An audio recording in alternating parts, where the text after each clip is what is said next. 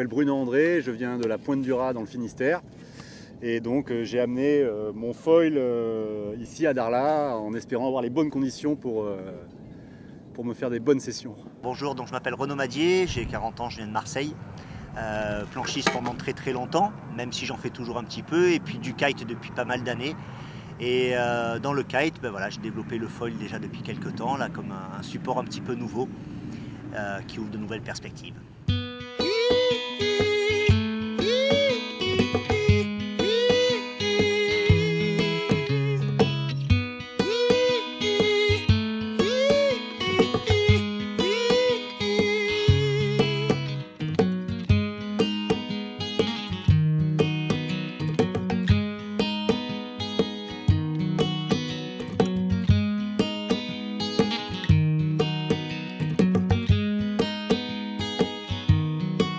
Ça fait 20 ans que je fais du windsurf.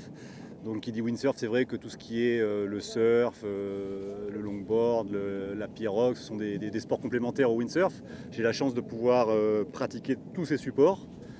Et donc dans chaque support, j'essaye toujours de trouver un petit peu des niches, des chemins différents pour vraiment me découvrir des sensations nouvelles et fortes. Sur le foil en kite, c'est parti il y a 3 ans à peu près maintenant.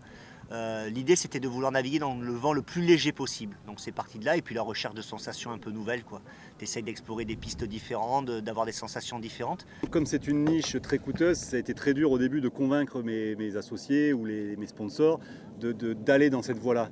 Donc j'ai commencé par investir personnellement. J'ai bricolé dans mon garage avec un copain, on a mis du mastic, on a usiné de l'alu, on a rallongé, on a écarté les ailes, on a fait plein de petites modifications. Et quand vraiment on a vu qu'il y avait une évolution dans la stabilité, dans la performance, là j'ai pu proposer à des gens quelque chose qui fonctionnait vraiment, avec un réel progrès.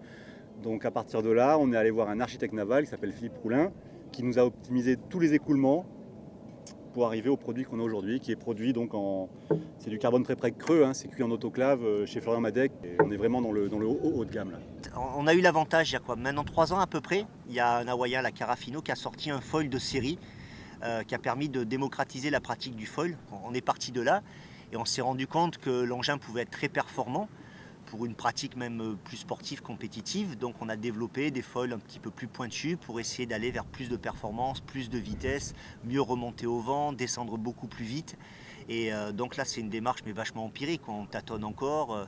C'est entre le bricolage, tu vois, et puis le professionnalisme, quoi. Chacun essaye de travailler un peu sur ses profils et de développer des supports qui permettent d'être de plus en plus performants. Aujourd'hui on a un produit qui permet en planche à voile de planer avec très peu de vent et d'être performant dans des conditions de vent où jusqu'à présent on s'ennuie un petit peu. Et le même foil permet de surfer en stand-up paddle, donc de réussir à foiler sur une vague sans avoir l'aide d'un jet ski ou d'une aile de kite ou d'une aile de planche à voile. On part vraiment de zéro en ramant et là c'est vraiment du foil pur, quoi. Ce qui est surprenant, c'est qu'on peut naviguer dans très peu de vent avec le foil.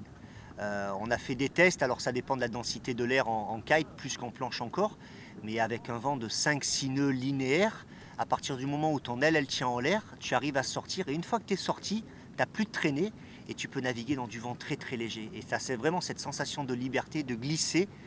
C'est une glisse qui est très pure, quoi, le foil. Et donc ça, c'est vraiment des sensations extraordinaires, quoi, uniques.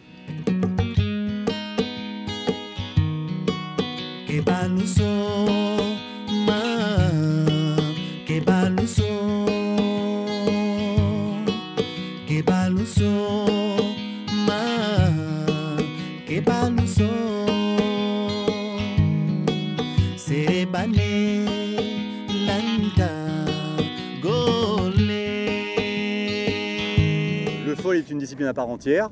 Moi je me sers d'une voile de planche à voile ou d'une pagaie pour faire du foil. Renaud se sert d'un kite pour faire du foil. Mais je pense que dans sa discipline, il faudra lui demander, mais c'est pareil. Ça reste du foil, donc il ne peut pas le comparer, c'est incomparable par rapport à la pratique du kite, quoi. Là j'ai vu sa dernière version, on commence à voir le même fuselage, les mêmes plans porteurs des porteurs, ça montre qu'on est tous dans la bonne direction, voilà. Bruno a développé le truc plus par rapport à la planche, moi plus par rapport au kite. Les contraintes sont les mêmes, hein. Quand tu regardes un peu, on a des foils qui sont différents, les principes de profil sont les mêmes, hein. On est confronté aux mêmes logiques hydrodynamiques.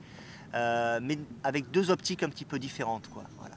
Et finalement, se retrouver sur un événement comme celui-là, déjà, on peut faire connaître ce support-là, tu vois, le promouvoir, et puis en même temps naviguer ensemble, chose qu'on n'avait jamais fait. Et hier, on a fait une petite session ensemble, on a passé un super moment, quoi, parce qu'on a pu naviguer de concert et se rendre compte qu'on avait les mêmes problèmes. Le vent était un peu irrégulier, un peu fort, tu vois, et le contrôle de l'engin était aussi problématique en kayak qu'en planche finalement. C'est vrai que pour remonter la vague, ça traîne un peu d'eau. Bon, maintenant ça fait partie du jeu, c'est du sport qu'on fait, donc moi ça me dérange pas de faire des efforts pour remonter la barre avec mon foil accroché. Le vent aussi, forcément, comme c'est un jeu d'équilibre, le vent va avoir une incidence sur mon corps, il va avoir une incidence sur la carène, donc là on est vraiment en conditions limites, quoi. D'habitude j'en fais pas quand il y a ce vent-là. Donc oui, ça demande des conditions vraiment exceptionnelles, parfaites pour pouvoir vraiment s'amuser. Moi je trouve que c'est le support le plus technique que j'ai jamais essayé. Alors c'est quelqu'un qui a un background sur tous les sports de glisse va y arriver facilement, tu vois. Mais ça nécessite d'être très pointu au niveau des appuis. La moindre erreur, tu la payes cash en foil. Donc c'est pas physique, c'est pas une discipline physique. Par contre, psychologiquement, tu es obligé de toujours être vachement concentré parce que dès que tu fais la moindre erreur, ben voilà, tu pars au tas, quoi. Donc c'est à la fois technique au départ pour pouvoir maîtriser un petit peu cette technique-là. Une fois que tu l'as, après, ben voilà, c'est de la glisse pure, quoi. Vraiment de la glisse pure.